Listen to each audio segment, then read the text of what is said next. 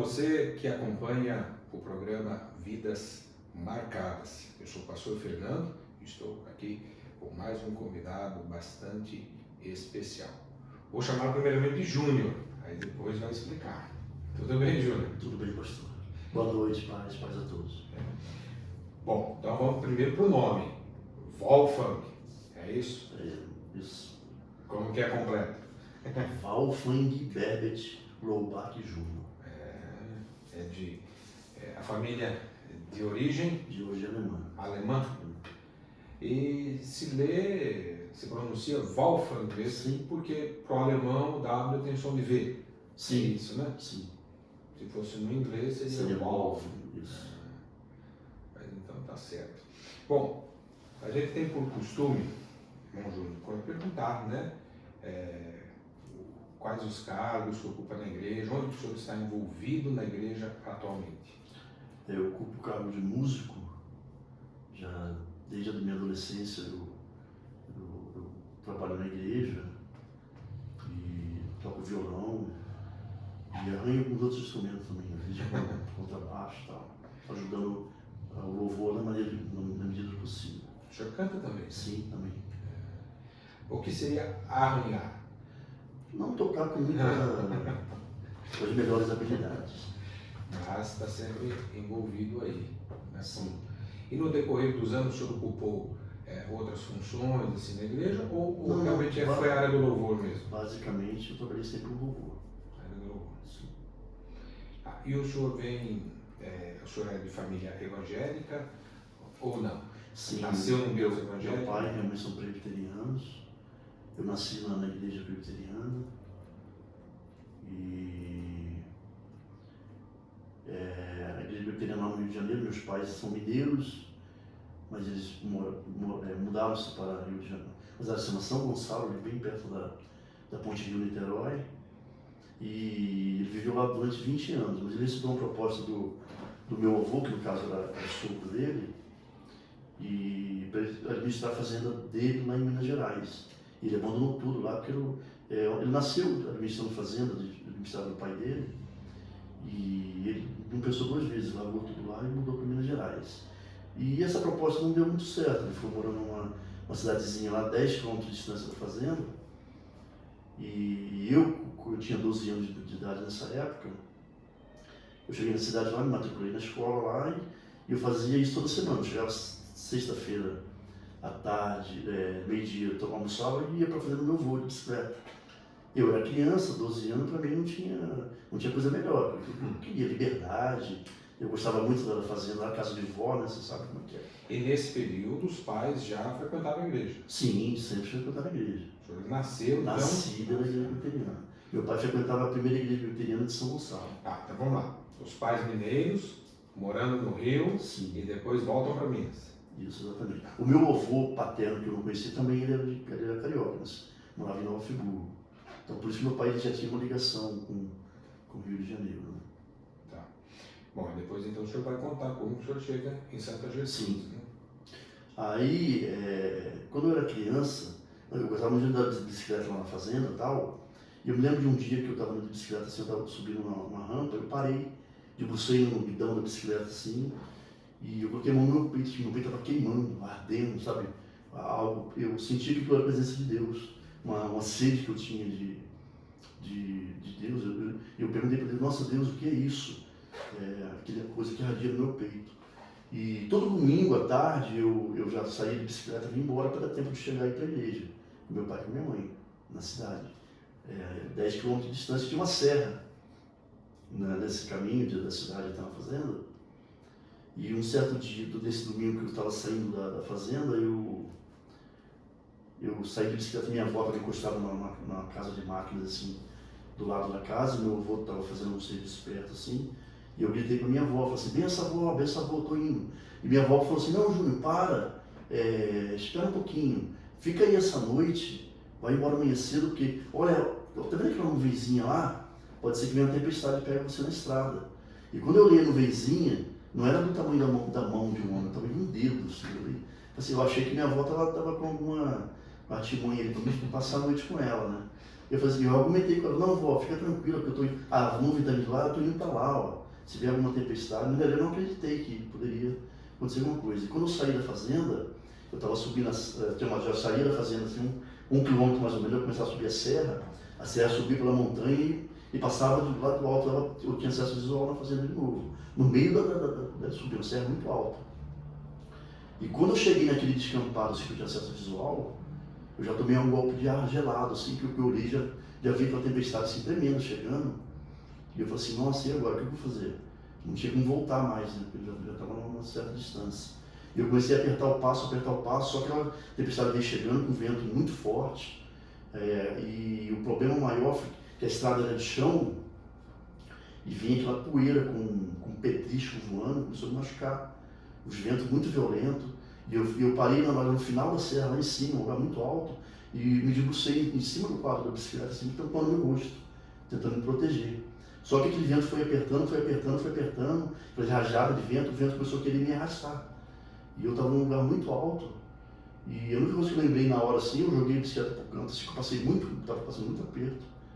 E eu debrucei no chão, no meio da estrada, com o rosto no meio dos braços, e gritei. Assim, Jesus, me salva! Mas eu gritei com o âmago da minha alma, não foi um grito assim, um grito de desespero mesmo, pedindo socorro. 12 anos. 12 anos de idade. E assim, acalma a tempestade. E quando eu levantei assim, eu já olhei assim, eu perguntei para mim mesmo assim, que tempestade? Tudo cessou, o vento parou, os trovões, e eu fui me levantando assim, admirado com a situação. E eu senti naquele momento ali uma brisa passando por mim, bem, bem lenta, tudo parado, aquele silêncio. E aquilo me marcou muito, eu não sabia o que significava aquilo. Aquilo sempre vinha na minha memória, aquela lembrança da brisa, né? E algum tempo atrás, o professor Antônio estava na aula de teologia, ele falou uma coisa que me lembrou desse dia. Assim, que uma das manifestações, da maneira que Deus se manifesta, através de uma brisa suave. E eu lembrei daquele dia, nossa, será que eu tive uma visitação ali, porque eu pedi socorro ao Senhor Jesus, né? Foi a primeira experiência? Foi a primeira experiência, assim, notável que eu tive, que eu me lembro.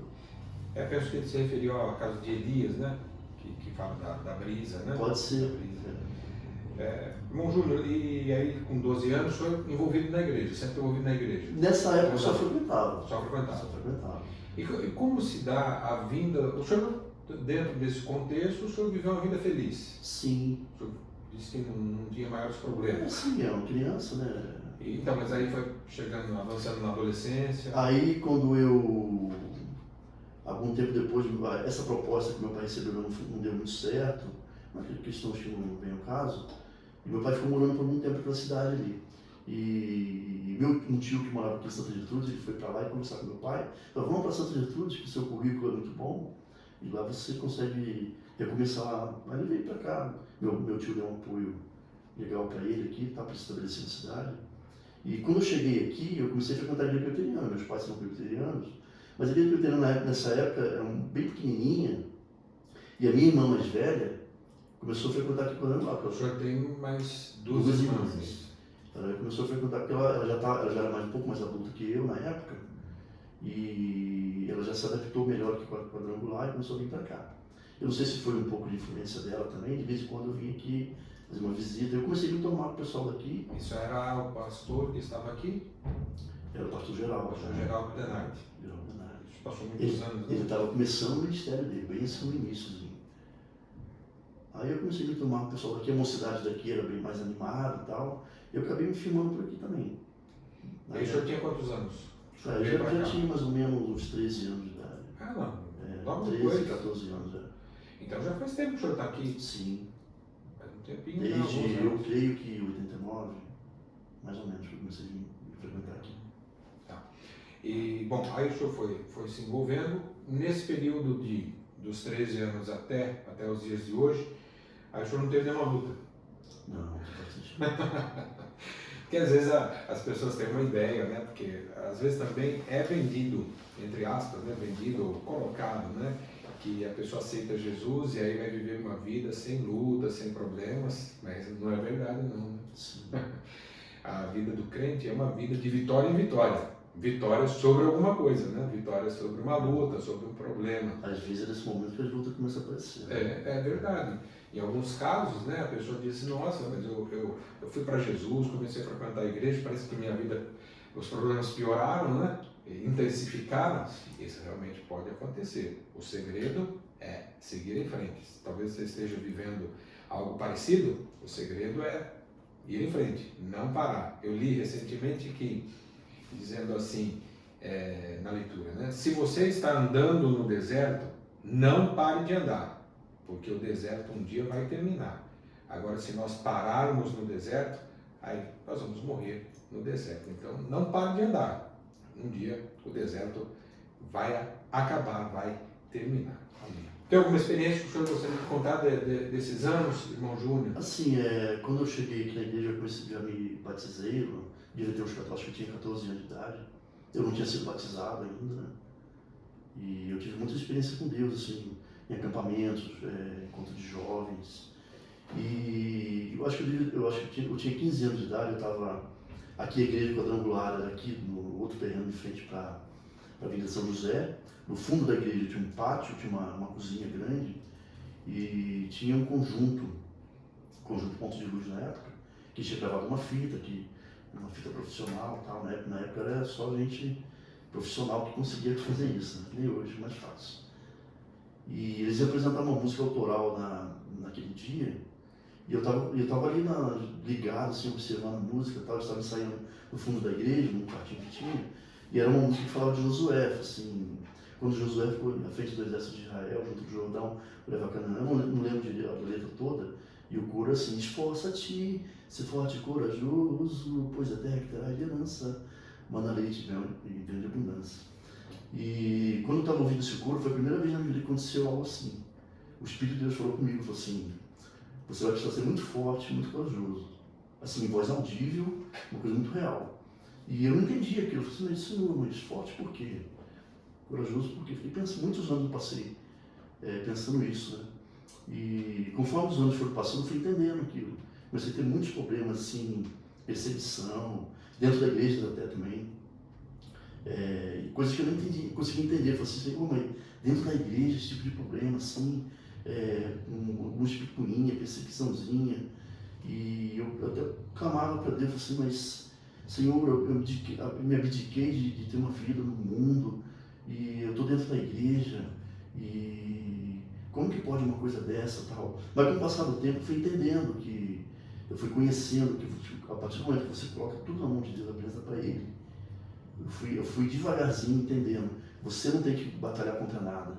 A guerra é espiritual. É tudo espiritual. Então, e o ímpio ele não tem... Deus não tem aliança com o ímpio, ele não tem interesse com o ímpio, ele tem interesse conosco, se estamos debaixo da sua graça, né? Então, às vezes, ele usa o ímpio para trabalhar conosco, para nos moldar, para nos tratar com o nosso caráter. E eu fui entendendo isso com o passar dos anos. Assim, eu fui aprendendo a depender dele completamente. E quando eu apresentei isso de coração, tudo aqueles problemas, não só dentro da igreja, fui apresentando ele com toda a minha confiança, com a minha fé, Deus foi cuidando de tudo. No seu tempo devido, ele foi resolvendo tudo. Então, é interessante, né? O senhor comentou, mas na igreja enfrenta problemas? Claro, por quê? Porque na igreja estamos nós, seres humanos, né? E como nós somos falhos, existem falhas, existem situações. Mas também eu sempre ouvi, e penso ser interessante, né, essa colocação. Uma pergunta, né? Quando o professor de matemática, por exemplo, né, coloca, né, um problema na lousa, qual é a expectativa dele? Que a gente resolva o problema. Então, se problemas existem, eles existem para serem resolvidos. Às vezes nós conseguimos resolver sozinhos. Às vezes precisamos pedir ajuda para alguém mais experiente, que já viveu aquela experiência. Ou então, alguma coisa é somente Deus. Então, vamos pedir o socorro, né? Pedir ajuda a Ele. E interessante também o senhor colocar, né, essa questão, as experiências pessoais, né, que elas são importantes para nós. O senhor mencionou a respeito de Deus usar o ímpio, né, aquele que não teme a Deus para moldar o nosso caráter, Deus usou isso com Israel, né? O próprio cativeiro babilônico explica isso, né? Que o povo foi levado para o cativeiro, principalmente por causa da idolatria, e depois do cativeiro babilônico não se ouve mais falar de Israel como um país idólatra. Então foi tratado lá. Isso realmente acontece, né? Faz parte da forma de Deus tratar conosco. Mas, irmão Júnior, aí o senhor então já está na igreja, podemos dizer, há algumas décadas. Hoje, o senhor é feliz? O senhor se considera uma pessoa feliz? Muito feliz. Me considero uma pessoa plena. Assim, me coloco à disposição das funções que eu ocupo ao máximo que eu posso. E trabalhar para Deus, eu acho que é o único trabalho que você faz. Acho não, a Bíblia fala isso.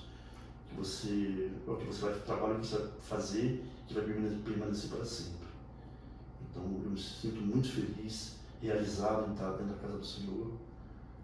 Nunca me arrependi de ter aberto mão de tudo para estar aqui dentro da casa de Deus. O senhor se sente completo? Sim, exatamente. Completo, pleno, o senhor mencionou. Sim. Completo, né, nesse sentido. E realmente, né, esse vazio que o ser humano sente no seu ser, ele só pode ser preenchido pelo Senhor Jesus, né? Amém. E a gente sempre pergunta também, aqui no Vidas Marcadas, se houve algum versículo ou uma passagem bíblica que marcou a vida do nosso convidado. O senhor tem um versículo, uma passagem? Salmo 37, né? Entrega o seu caminho ao Senhor, confia nele, e o mais tudo ele fará. Salmo 37,5. 37,5. Então pode falar sobre ele, então, por que ele é importante para o senhor? Porque foi mais ou menos o que eu fiz, né? Que eu fiz na minha vida, e quando eu aprendi a confiar nele, entregar de coração, você vive uma vida leve, despreocupado. Lógico, preocupações que todo mundo tem nos afazeres do dia a dia. Eu digo assim, no mundo espiritual, no seu dia a dia, nas suas guerras, nas suas lutas do dia a dia, você vive uma vida mais tranquila, sabendo que o Senhor está controlando tudo está na mão dele. Às vezes a gente fica normal, né, ansioso, preocupado, mas com o tempo a gente vai vendo que o Senhor está controlando tudo, sempre na direção de tudo. É só a gente estar debaixo das suas asas, debaixo da sua sombra. Talvez quando que esteja nos assistindo, né, ou apenas ouvindo, possa pensar, mas as lutas que ele passou não foram tanto assim, não, né? Mas o senhor já foi, por exemplo, assaltado a mão armada, né? Sim, várias vezes. E mesmo, várias vezes? Sim. Recentemente roubaram meu carro, estava saindo de casa, chegaram 3 homens e levaram meu carro. Armados? Armados. E mesmo assim o senhor está completo? Tranquilo. Tomara, tomara que eles ouviram bastante de música. Quem sabe não. Às vezes as pessoas têm a impressão que a gente é meio louco, né? Na verdade somos, né? Porque a Bíblia diz que o Evangelho assim, é loucura. A né? diferença da situação, no momento eu lógico, eu tomei um susto, qualquer pessoa tomava, mas a tranquilidade, a calma, assim, diferente se tivesse outra circunstância, né? Então, eu acredito que se eu não estivesse andando com Cristo, eu estaria numa outra situação, desespero, pavor, mas a tranquilidade, a calma, então é bem diferente, né? Nós estamos no mundo, nós estamos sujeitos a esse tipo de coisa. Então o senhor recomenda a pessoa que está nos acompanhando, que ainda não entregou a vida a Jesus, para que entregue a vida a Jesus? Sem dúvida, é a melhor coisa que a pessoa vai fazer.